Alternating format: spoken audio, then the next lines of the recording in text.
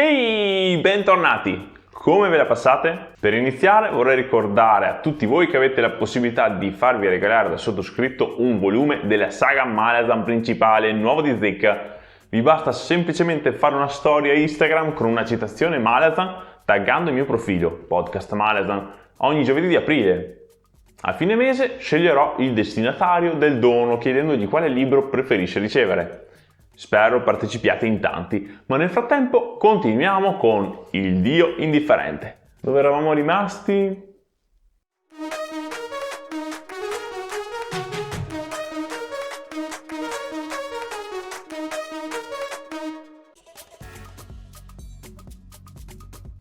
Il capitolo si apre con un interessante scontro di visioni tra sorelle. Tony Sagra è ormai convinta che Eilade potrà salvare il loro popolo ed è disposta pure ad accettare di vedere morto Rand per il raggiungimento di quello scopo. Al contrario, Della Sfana è più ragionevole, tenterà di frapporsi fra il fratellastro e Eilade, preferendo la propria morte al senso di colpa per non aver fatto nulla.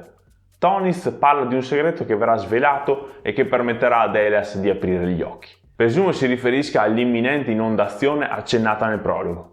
Riuscirà questo segreto a convincere anche la sorella? Delas si è resa conto che Rand è il vero erede e successore di Karsa. Gli somiglia molto, ha una forza e una qualità particolare. Si fa amici tutti quanti. Dai Jack ai cani Tablor, da Damisk all'assassina Shigal. Un'abilità molto importante che non posso fare a meno di associare alla stessa caratteristica di Ruffy Capello di Paglia di One Piece. Solo un breve accenno. Nel manga questa abilità di Ruffy di farsi alleati in ogni dove è considerata la più pericolosa di tutte, molto più di tecnica e forza fisica. Mi viene da chiedere quale sarà il percorso che Rand deciderà di intraprendere. Alla fine della saga a che livello sarà arrivato? Ragionateci sopra. Le sorelle si presentano a Rand come la sua famiglia e promettono di proteggerlo perché è ancora un bambino per gli altri Tablor. Lui è immensamente triste perché sta consegnando alla morte Damisk, che al contrario è ben consapevole dei suoi crimini e sa di non avere scampo. A questo punto Rand si trova a dover scegliere. Se decide di proteggere il suo amico cacciatore, che ha fatto cose orribili ai Tablor, scatenerà una battaglia tra chi gli è fedele e chi invece ha giurato lealtà a Eilade. Non vorrei mai trovarmi nei panni di questo ragazzo. In ultimo, Iliazaros è riuscito a radunare diversi popoli sotto il suo comando, dimostrando tutta la sua bravura. Mi chiedo però, il piano prevede di uccidere ogni uomo fino ad Arushistan? È così grande la superbia di Eilade? Oppure è la minaccia dell'inondazione a essere così grande? Sono curioso di capire cosa succederà. Cambio di fronte, siamo al Lago d'Argento e assistiamo all'incontro tra Spindle e Bliss Rolly, che devo dire è piuttosto ambiguo. Da quello che ho capito la donna è diventata un'eroina nello Yagodan a 7 città, vincendo uno scontro con uno Yagut. Poi è arrivata qui al Lago d'Argento per ribellarsi ad un capitano corrotto che permetteva la schiavitù. Si parla dell'imperatore Malik Rel, del suo regno pacifico e dell'intenzione di formare un esercito che si basi interamente o quasi sui fanti di marina.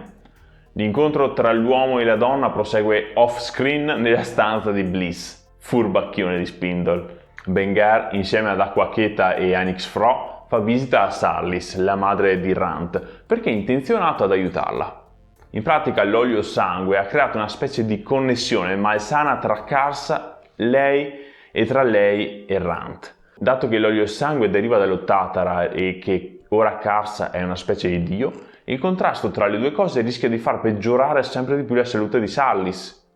Bengar proverà a tagliare quel legame tramite l'utilizzo del suo canale Alto Denul.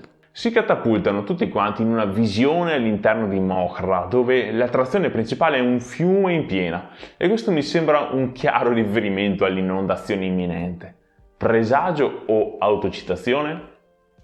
Comunque, l'utilizzo dei canali da parte di Bengar è davvero complesso, tanto che non ho minimamente capito come utilizzi le Rants per proseguire nel suo lavoro di guarigione. Bengar evoca lo spirito del drago di Reik per distruggere lo Tatral di Sarlis. un attimo di raccoglimento.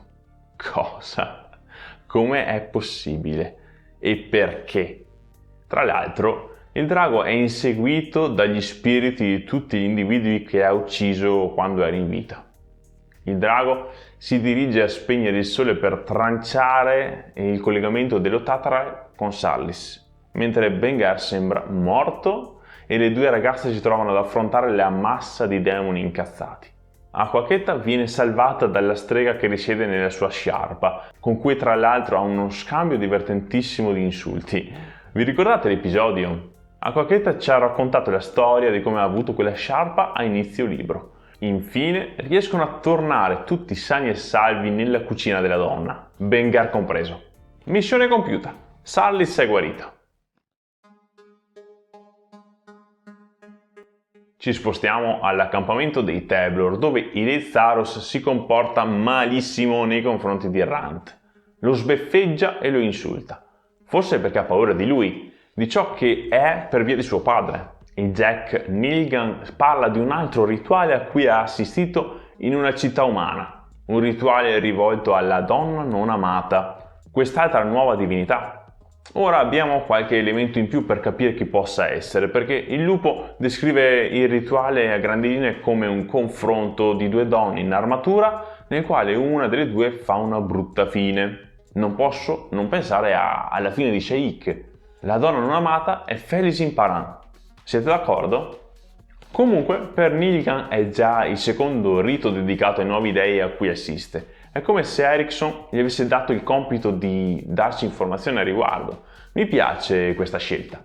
Tornando al presente, Della Sfana spiega a Rant che l'esercito sta seguendo Ileid in una migrazione verso sud. La consapevolezza di Damisk è spiazzante. Si rende conto di essere stato una merda, di essersi sempre comportato male nei confronti della natura, degli animali e soprattutto dei Tablor. E per questo accetta la morte con gioia e razionalità. Sanid e Saemdi sono diretti al lago d'argento, ma Damisk confida negli uomini. Loro conoscono la guerra e sapranno tener loro testa. Lo lasciano a morire immobilizzato a terra e se ne vanno.